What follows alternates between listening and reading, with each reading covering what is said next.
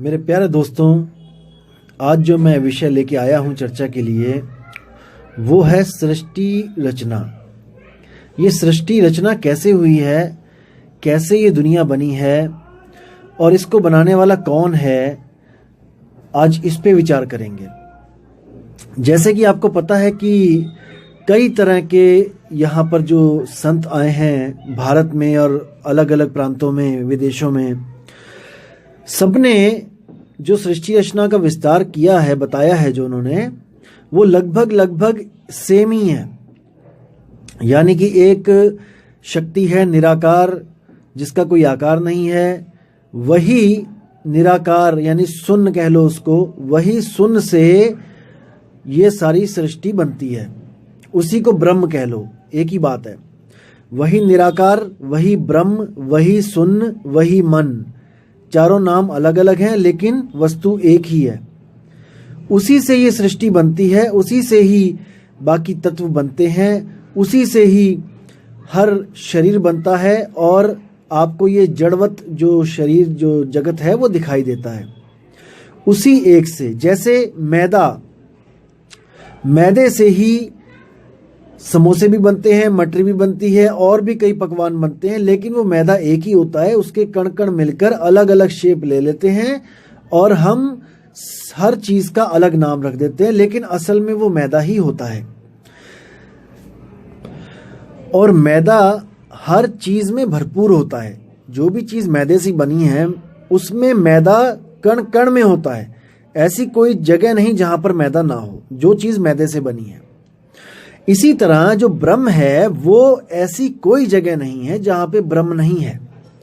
जो निराकार आकाश सुशून्य है, जो ऐसी कोई जगह नहीं है जहां पर वो नहीं है, क्योंकि जब चीज बनी ही उससे है तो वो हर जगह विद्यमान है। उसी निराकार को संतों ने परमात्मा बोल दिया है। इसी गलती को आज हम सुधारेंगे कि परमात्मा निराकार है या साकार है या दोनों से परे है। इन्हीं चीजों को आज हम क्लियर करेंगे। तो दोस्तों, सबसे पहले मैं ये बता दूं कि इस पूरे ब्रह्मांड में 4 तरह के गुरु होते हैं जो सृष्टि रचना पे अपना प्रकाश डालते हैं। सबसे पहले कौन होते हैं? जो शरीर को परमात्मा मानते हैं, जैसे राम जी का शरीर, कृष्ण जी का शरीर, भोले शंकर का शरीर या किसी और का शरीर। और जो ऐसे गुरु हैं वो आपको भी शरीर घोषित कर देते हैं। जैसे वो आपको कहेंगे कि आप एक आदमी हो और औरत को कहेंगे कि आप एक औरत हो, और वो उसको आदमी औरत ही कह के पुकारेंगे और समझाएंगे कि तुम ही शरीर हो। कहने का मतलब कि उनको ये नहीं ज्ञान होगा कि तुम्हारा स्वरूप इस इंसानी चोले के अलावा भी कुछ और है। यानी कि वो खुद भी अपने आप को एक शरीर समझेंगे और अपने जन्मदाता को भी, जो भगवान जिसने हमें पैदा किया है, उसको भी एक शरीर समझेंगे। तो ये सबसे लो लेवल का ज्ञान होता है। जो सबसे लो लेवल के जो गुरु होते हैं, जो बस कहने को चोले पहन के गुरु बन के बैठ गए और कथाएं सुनाने लग गए, जिनको अध्यात्म से कोई लेना देना नहीं होता है। इसके बाद जो दूसरे नंबर पे गुरु आते हैं वो होते हैं वो लोग जो निराकार को परमात्मा मानते हैं और सारी सृष्टि निराकार से उत्पन्न होती है, ऐसा बताते हैं। उसमें भी 2 कैटेगरीज हैं। पहली कैटेगरी वो है जो आपको ये बोलते हैं कि शून्य से चेतनता प्रकट हुई और फिर कुछ चेतनाओं ने मिलके एक तंत्र बनाया और उस तंत्र से ही इंसान का एक शरीर बना और वो पहला शरीर आप हो और हम हैं। ऐसा बोलने वाले ये सिद्ध करते हैं कि सब कुछ शून्य से ही पैदा हुआ है, लेकिन वो लोग ये सिद्ध नहीं कर पाते कि शून्य कैसे प्रकट हो गया, कि आत्मा से शून्य कैसे प्रकट हो गया। तो वो लोग यहाँ पर बात को गोलमोल करने के लिए कह देते हैं कि ये तो अटल विधान है, ये तो आत्मा का सनातन विधान है, या फिर ऐसा कोई बड़ा सा डायलॉग मार के आपको, क्योंकि उनके पास जवाब नहीं होता इस बात का, तो वो इसको एक अटल नियम करके बात कर देते हैं कि ये तो प्रकृति का नियम है। दोस्तों, अगर ये अटल नियम है तो याद रखना कि ये अटल नियम दोबारा भी लागू होगा, क्योंकि जो अटल स्वयं अटल नियम है वो हमेशा ही लागू होगा। ऐसा हो नहीं सकता कि वो लागू ना हो, क्योंकि वो तो नियम ही है, नियम तो लागू होते ही हैं। तो इसमें मुक्ति नहीं मिल सकती आपको। और इसी कैटेगरी में जो दूसरे संत हैं वो क्या कहते हैं, वो कहते हैं कि परमात्मा निराकार है और उसी से सारा ब्रह्मांड पैदा होता है, और आप और हम क्या हैं, जीव। वो जीव की संज्ञा देते हैं। वो ये नहीं कहते कि आप शरीर हो या आप मन हो, वो कहते हैं कि आप जीव हो जो निराकार परमात्मा ने जो शरीर बनाए हैं उस शरीरों में आप रहते हो। ऐसे गुरु मिलेंगे आपको कैटेगरी 2 में। जो तीसरे नंबर के गुरु होते हैं इन दोनों के अलावा, वो कौन होते हैं, वो ये कहते हैं कि ये जो जीव है, जो ये भी अविनाशी है, ये भी अनादि है, और जो ये दुनिया है ये भी अनादि है। ना तो जीव को किसी ने बनाया और ना ही दुनिया को किसी ने बनाया, ये दोनों ही शुरू से थे। ऐसे लोग आपको मिलेंगे, कबीर पंथ में मिल जाएंगे, स्पेशली पारक सिद्धांत वाले। वो लोग ये नहीं मानते कि इन शरीरों को किसी ने बनाया है, इस धरती आसमान को किसी ने बनाया है। वो कहते हैं ये अनादि है, ये शुरू से ही था। तो तीसरे टाइप के ये संत होते हैं। जो चौथे टाइप के संत होते हैं उनको ये पता होता है कि आत्मा से ब्रह्म कैसे पैदा हो गया और कहाँ पे गलती हुई है, ब्रह्म से सृष्टि कैसे बनी है। उनको हर चीज पता होती है और वो हर गतिविधियों को जानते हैं कि कहाँ पर गलती हुई है, कहाँ पे ये सृष्टि बनी है। ये जो इस प्रकार के जो संत होते हैं वो परम संत होते हैं। उनको गलती का पता होता कि गलती कहाँ हुई है। जो अज्ञानी संत होते हैं वो इस गलती को अटल नियम बना के शो कर देते हैं कि ये तो अटल नियम था कि सृष्टि बने, कि इंसान का चोला बने, कि सूक्ष्म शरीर बने। क्योंकि वो अज्ञानी होते हैं, उनको नहीं पता होता कि असल में भेद क्या है, क्योंकि वो भी हमारी आपकी तरह ही इस दुनिया में आए हैं गर्भ में उल्टा लटक के। तो ये जो भूल की बात मैं बता रहा हूँ, जो अखंड नियम बोल के जो गुमराह कर देते हैं लोगों को, क्योंकि ज्ञान नहीं होता इसलिए। तो इन गलतियों को सुधारने के लिए जो परमपिता परमात्मा आता है उसकी नज़रों से कुछ भी बचा नहीं आज तक। उसको सब पता है कि सृष्टि कैसे पैदा हुई है, गलतियां किससे हुई हैं।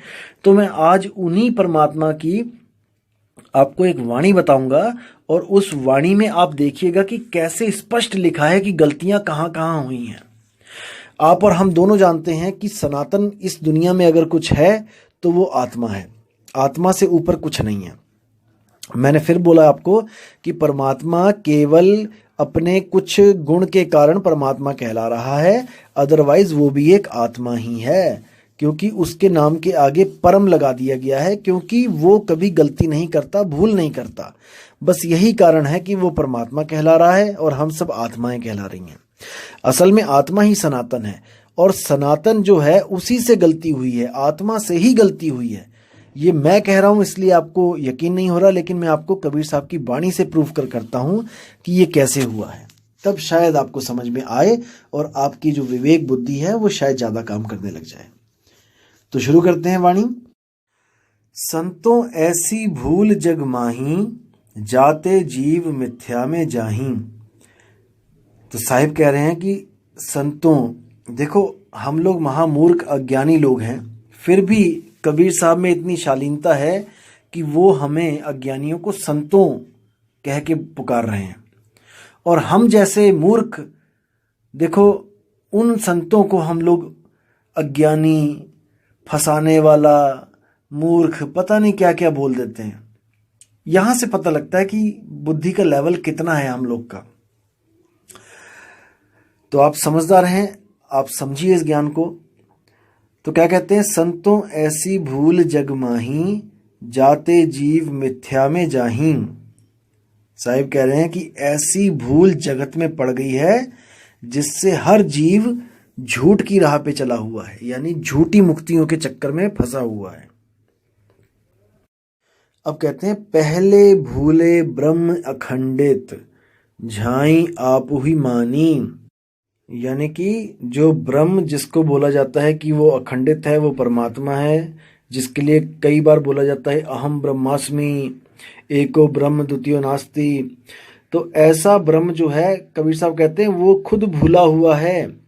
वो अपने स्वरूप को भूल के अपनी ही परछाई को सत्य मान के बैठ गया, और इसी परछाई से उसने इच्छा करके, अभिमान प्रकट करके ये सृष्टि रच दी। झाई में भूलत इच्छा कीनी, इच्छा ते अभिमानी।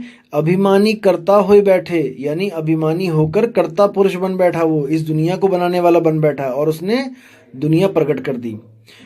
अभिमानी करता हुए बैठे, नाना पंथ चलाया, वही भूल में सब जग भूला, भूल का मरम न पाया।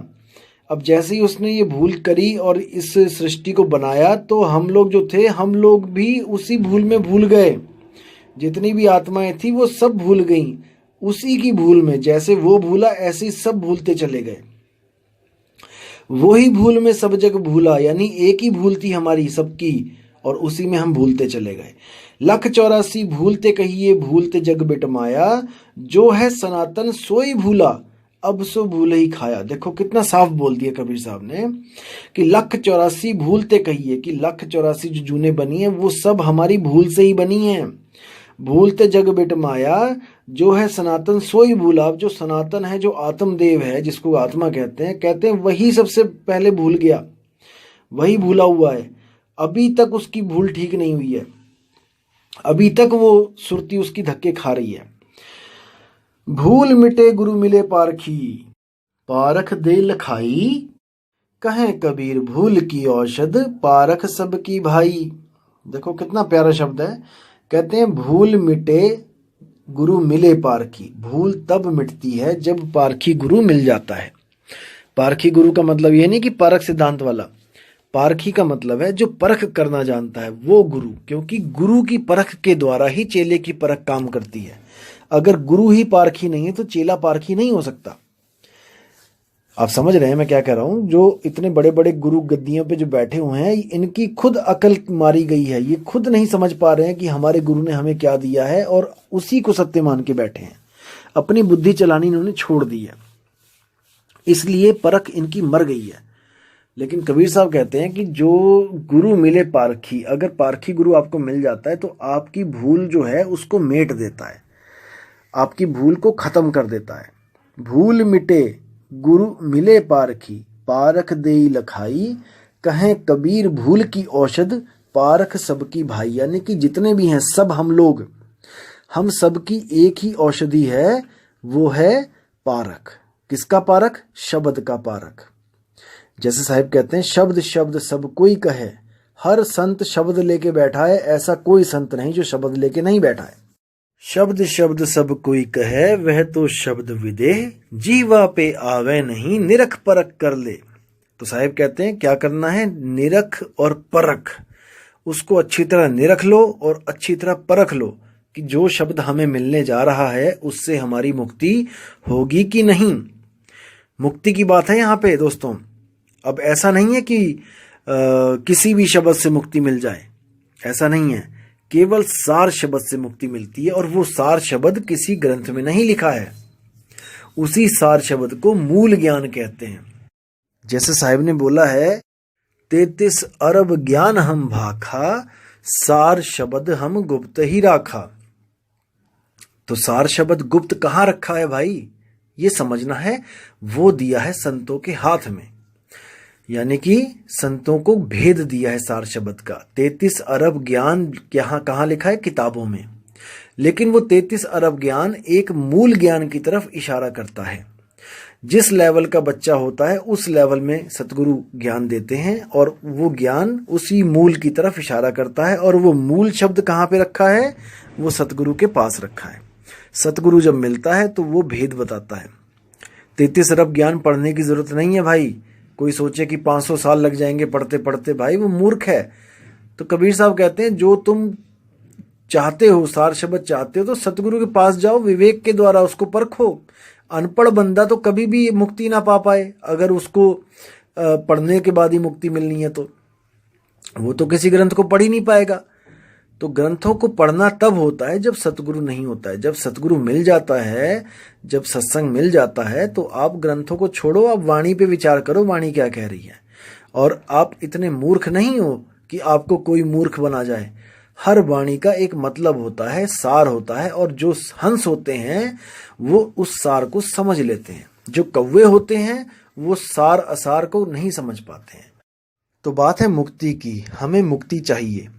अब दोस्तों एक सवाल आता है कि अगर मुक्ति चाहिए तो किससे चाहिए? किसने हमें बंधन में डाला हुआ है? हमें मुक्ति चाहिए, किसने हमें बंधन में डाला है? हम कौन हैं? ये सबसे बड़ा सवाल है दोस्तों।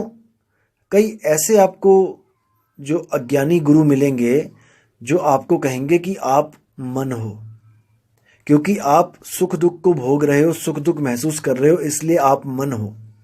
दोस्तों, अभी उनको मन की परिभाषा तक नहीं पता है कि मन होता क्या है। मन जड़ होता है, लेकिन चेतन का सहारा लेके, यानी आत्म तत्व का सहारा लेके वो चेतन दिखाई देता है। जैसे आप खुद लगाओ, अपने ऊपर लगाओ कि आपका शरीर जड़ है। शरीर जड़ है, केवल चेतन इसलिए दिखाई दे रहा है क्योंकि इसमें चेतन सत्ता विराजमान है। आपकी आत्मा जो सुरती है, आत्मा की सुरती इसमें टिकी हुई है, इसलिए ये चलता है, फिरता है, उठता है, बैठता है, खाता है। कोई इसको मृत नहीं कह सकता। लेकिन जिस दिन ये सुरती निकल जाती है यहां से, शरीर से, तो उसी दिन ये मृत कहला जाता है। अब लोग क्या कहेंगे कि ये बंदा मर गया, यानी कि इसमें कुछ ना कुछ कमी है। देखो, हार्ट, लीवर, किडनी, सब कुछ, नाक, आंख, कान, सब कुछ वही है, लेकिन फिर भी क्या चीज है जो उसमें नहीं है? दोस्तों, वो आत्मा है। आत्मा नहीं है, इसलिए वो मृत है। कई ऐसे आपको स्वयंभू आत्मज्ञानी मिलेंगे जो आपको ये बोलेंगे कि आत्मा निर्जीव और सजीव दोनों वस्तुओं में होती है। देखो कितनी, मतलब कि कितनी मूर्खतापूर्ण बात है। आपने विचार करना है, मैं निंदा नहीं कर रहा किसी की। अब देखो, सजीव और निर्जीव बोला गया है। अब इस सजीव और निर्जीव का उदाहरण देके आपको कहेंगे कि देखो, सजीव में भी जीव लिखा है और निर्जीव में भी जीव लिखा है, यानी दोनों में आत्मा है। देखो, आप खुद सोचिए, आपने बचपन में पढ़ाई करी होगी, जहां पे सा लग जाता है किसी भी अक्षर के आगे, वहां पर हो जाता है, यानी कि उसके साथ, किसी का साथ। जैसे सबल, यानी कि जो जिसके पास बल है वो है सबल, यानी कि संपूर्ण, यानी कि जो पूर्ण हो चुका है वो है संपूर्ण। सपरिवार, यानी परिवार के साथ आओ, कहते हैं ना, सपरिवार निमंत्रण है। तो जहां पे सा लग जाता है वहां पर होता है कि जोड़, यानी कि कोई चीज जुड़ी हुई है वहां पे। अब ऐसे ही है सजीव, यानी सजीव वो लोग हैं जहां पर जीव रहता है। जैसे मैं हूं, आप हैं, कोई कुत्ता, बिल्ली, बकरा, हाथी, घोड़ा, मछली, चींटी, ये सब सजीव हैं। इसी को इंग्लिश में लिविंग बीइंग्स कहते हैं। और निर्जीव का मतलब क्या होता है दोस्तों? निर्व का मतलब होता है जहां पे नहीं है। जैसे निरअंकुश, यानी कि जिस पर अंकुश ना लगाया गया हो। निर्वस्त्र, यानी जिसने वस्त्र ना पहने हो। निर्गुण, जिसमें कोई गुण ना हो। तो दोस्तों, निर का मतलब होता है जहां पर वो चीज नहीं है। निर्गुण, निर्जीव, यानी कि जहां पर जीव नहीं है। अब इसको समझना है। जैसे मेज, कुर्सी, पत्थर, ये सब निर्जीव हैं, इनमें जीवन नहीं है, इनमें चेतना नहीं है। इनको आप काटोगे, मारोगे, ये चीखेंगे, चिल्लाएंगे नहीं, ये अपना बचाव नहीं करेंगे। लेकिन जहां पर भी कोई जीव है वो अपना बचाव करेगा। अब आप कहोगे कि पेड़ में जीव होता है, लेकिन पेड़ बचाव क्यों नहीं करते? दोस्तों, उनमें जीव है, लेकिन उनकी जो चेतना है वो बहुत सूक्ष्म है। अब जो पिक्चर प्लांट है, अब पिक्चर प्लांट देखिए आप, वो क्या करता है, जैसे ही उसके मुंह में कोई कीड़ा जाता है वो एकदम अपने मुंह को बंद कर लेता है, यानी कि वो जीवित है, वो एक्शन टू रिएक्शन काम कर रहा है। जैसे छुई मुई का पेड़ होता है, आप उसको जैसे ही स्पर्श करेंगे तो वो एकदम मुरझा जाएगी। तो इसका मतलब कि जीव है, लेकिन चेतना उसमें बाकी पौधों के मुकाबले थोड़ी सी ज्यादा है। लेकिन उसी छुई मुई का पेड़ आप उखाड़ दें जमीन में से और पड़ा रहने दें, अब वो वर्क नहीं करेगा, क्योंकि अब उसमें जीव नहीं है। दोस्तों, यही संज्ञा होती है जीव और संजीव और निर्जीव की, सजीव और निर्जीव की। लेकिन ऐसे स्वयंभू यहां पर बैठे हुए हैं ज्ञान देने के लिए कि दोस्तों क्या बोलूं मैं। अब बात चल रही है मुक्ति की। अब मुक्ति क्या चीज होती है, इस पे डिस्कस कर लेते हैं। जैसे आपको किसी जेल में डाल दिया गया, और ऐसी जेल में डाला गया जहां पे जेल के अंदर जेल, जेल के अंदर जेल, जेल के अंदर जेल, जेल के अंदर जेल, अनंतों जेल अंदर ही अंदर बनी हुई हैं। तो दोस्तों, आपको जब जेल में डाल दिया गया तो आपको मुक्ति कैसे मिलेगी? आप खुद सोचो। जैसे आप मुक्त अवस्था में अपने घर में बैठे थे, आपको 4 पुलिस वाले वहां से पकड़ के लेके गए और जेल के अंदर आपको डाल दिया। दरवाजे से एंटर किया उन्होंने, कार लेके गए जीप में, आपको दरवाजे से एंटर करवाया अंदर और अंदर आपको जेल में डाल दिया। उसके बाद जेल के अंदर जेल के अंदर जेल, ऐसे हजारों अरबों जेल हैं जो कभी खत्म नहीं होंगी। अब दोस्तों, अगर आपको मुक्ति चाहिए तो आप क्या करोगे, मुझे बताओ। दोस्तों, बिल्कुल सिंपल है। जिस दरवाजे से आप अंदर गए थे उसी दरवाजे से आप बाहर आ जाओ और जहां पर पहले थे वहां पहुंच जाओ, आपकी मुक्ति हो जाएगी। क्योंकि जेल बनने से पहले आप मुक्ति थे। जब जेल बनी है, कैदी तो तभी बने हो ना आप। अब जब जेल नहीं थी, जब मुक्ति थे। तो कई लोग आपको क्या बोलेंगे, ऐसे ऐसे ज्ञान देने वाले हैं कि हंसी भी आती है और दुख भी होता है कि दोस्तों ये कहां पथ भ्रष्ट हो गए हैं, कहां जा रहे हैं ये लोग। ये लोग आपको क्या कहेंगे, ऐसे ऐसे अज्ञानी बैठे हैं, ये कहेंगे कि आपको जेल के अंदर डाल दिया गया है और जेल के अंदर जेल है, जेल के अंदर जेल है, तो अगर आप मुक्त होना चाहते हो तो आप उसी जेल में मर जाओ। बताओ दोस्तों, मतलब आप अगर मुक्त होना चाहते हो कहीं से तो यानी कि वहां पे मर जाओ आप, तो मुक्त कैसे हुए? नहीं दोस्तों, ऐसा नहीं है। ये बिल्कुल अज्ञान है। कबीर साहब मुक्ति के बारे में क्या बोलते हैं, आप बीजक की साखी उठा के देखिए। पहली साखी क्या कहती है, जहिया जन्म मुक्ता हता तहिया हताना कोए, छठी तुम्हारी है जगह तू कहां चला बिगोए। बिल्कुल साफ क्लियर कर दिया है इसमें कि जहिया जन्म मुक्ता हता, कि जब तुम जन्म मरण से मुक्त थे, तैया हताना कोए, वो अवस्था और कोई अवस्था के बराबर नहीं है, उसके अवस्था के बराबर और कोई अवस्था नहीं है। यानी मुक्त अवस्था से अच्छी कोई अवस्था नहीं है। लेकिन जो सनातन भूला, जो सनातन से पहली भूल हुई, वो यही भूल हुई कि वो आत्म तत्व से भी नीचे गिर गया।